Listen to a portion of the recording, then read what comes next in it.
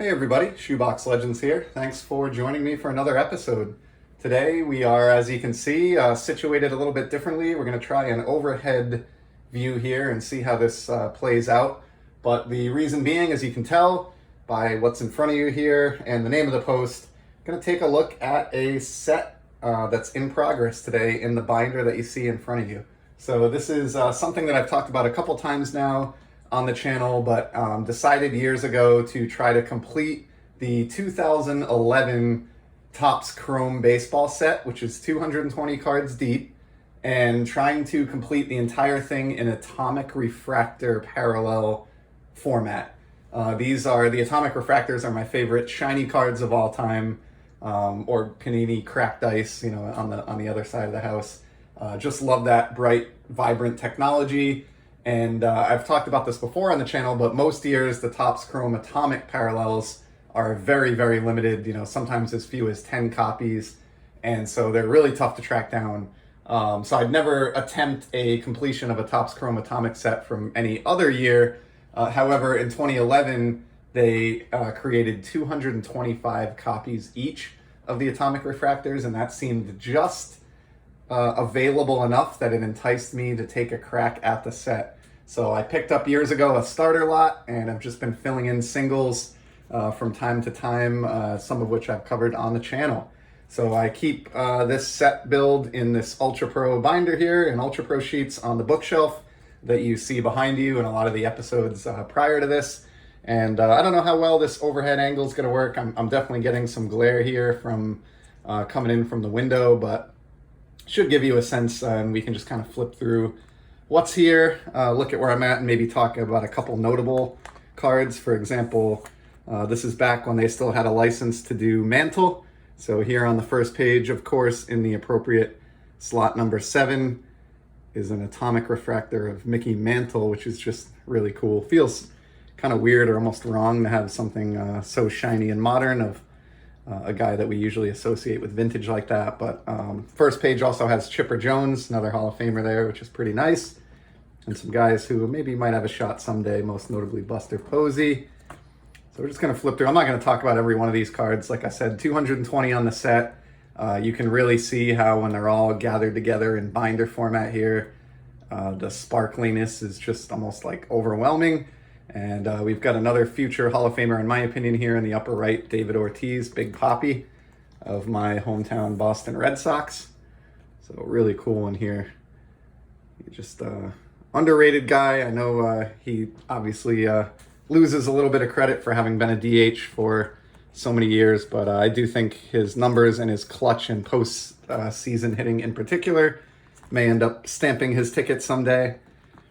I've got a couple missing slots here on the third sheet. I've touched on this before, I'm about 15 to 20 cards shy now of the 220 card set. I may be missing one or two that haven't been filed away yet, but good stuff here. Here's another future Hall of Famer, Miggy Cabrera. Shout out to JT, who I'm sure has this exact card, one of the other 224 copies of that one. Moving on here, we've got another Hall of Famer and Yankee favorite, arguably the best closer of all time, Mariano Rivera. It's a cool one. Complete page here as well, so I've got quite a few complete pages you'll see as we go through here with having just 20 cards left to go. Center of the page here is the star of the show. We got a nice Ichiro Atomic, and don't sleep on CC Sabathia here either, lower left corner. So yeah, I'll try to pick up the pace a little bit here. I'm already past 4 minutes, and I guess if you see one of these sheets, you've seen them all. But yeah, just again, my favorite shiny cards. Here's another Hall of Famer, Roy Halladay. And I don't think, you know, if I could go back and start again, knowing what I know now, I'm not sure that I would try to tackle this again.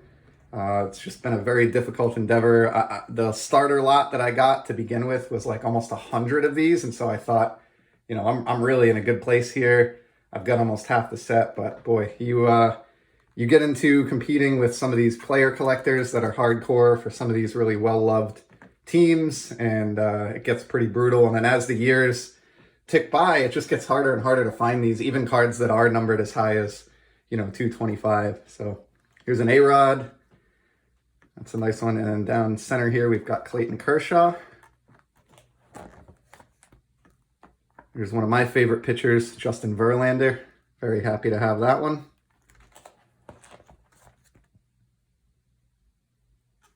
Favorite Red Sox player for a short while anyway, Jacoby Ellsbury. You got Bumgarner on this page. Martin Prado, who I just pulled out and featured in a recent episode since he ended up with 100 career home runs on the nose. So we saw that card recently. Not every page is a winner. No Hall of Famers on this page here. I am missing one card here. I'm not sure who that is. The great Prince Albert, middle right. That's a pretty cool one.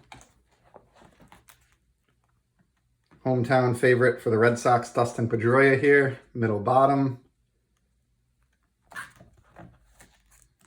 And yeah, we're working up into the 160s and 170s here as far as card number. There's another guy I really love that doesn't get enough hobby respect, who spent one season with the Red Sox, Adrian Beltre.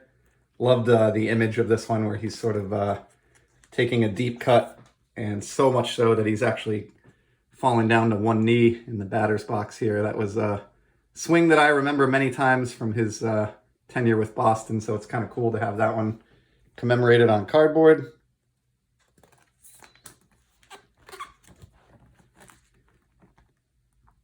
And then when you get towards the end of the checklist, the last like 30 or 40 cards feature all the rookies. So there is one notable omission here that I don't have filed away in the binder. And that is, was on the previous page there.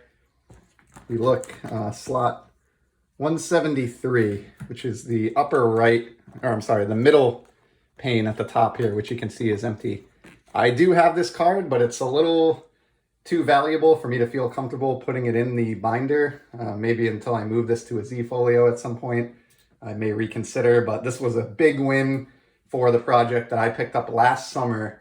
I had been searching this card out for years, made the mistake of not buying one and kind of cheaping out on it earlier, and then went a very long time between seeing that copy and another one that was even semi-affordable. Brought this home last summer, only a month or two before he won the MVP, and I'm so glad that I got it at the time that I did, because it was the largest remaining obstacle, and that is Freddie Freeman's rookie card. So really nice shine here. Not one that you see all that often, which is 225 copies out there when you consider all the Freeman collectors, all the Brave collectors, all of the rookie card collectors who aren't even team specific, but just want Freddie in their collection because he's an MVP. And this was a sneaky tough card. If memory serves, I think I got this for about $60, which is a complete bargain. I have never seen another copy in recent years go for that cheap. And especially after his MVP win last year and what's happened in the card market, I would be surprised if I ever see one go for that price again. So that is the one outlier at this point that is not stored in the binder, but is part of the set nonetheless. So I wanted to show that one off at least for a minute. And then, yeah, the end of the checklist, as I mentioned, is all the rookies. The big rookie in the set is Freeman. There aren't a whole lot of other names that make this tough. Thankfully, as much as I would have loved to have seen the card, for my set building pursuit purposes, I'm very grateful and glad that Mike Trout was not in the Chrome set in 2011. He only made the update set. And his first Topps Chrome appearance, of course, was the 2012 set as a result. So flipping through the last of these rookies, the other semi-big rookie that's on the checklist that I do have is Chris Sale, who's depicted here lower right. Of course, he's maybe lost a little bit of his luster in recent years just due to injury and the amount of time that he's missed. But I'm glad to have that one anyway.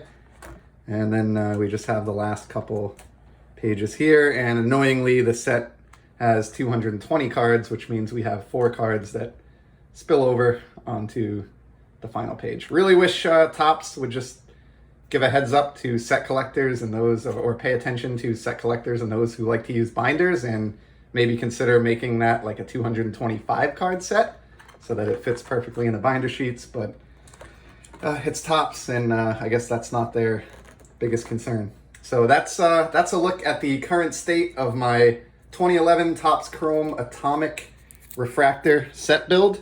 I hope you enjoyed this video. It was something a little bit different. I'm not sure how well this worked, but it'll be a work in progress, and we'll continue to kind of tweak and work on this overhead view and see if I can do anything to improve it. But if you did stick it out with me for over 10 minutes here looking at shiny cards, I really appreciate it. And I'll certainly be back soon with some more content. Take care.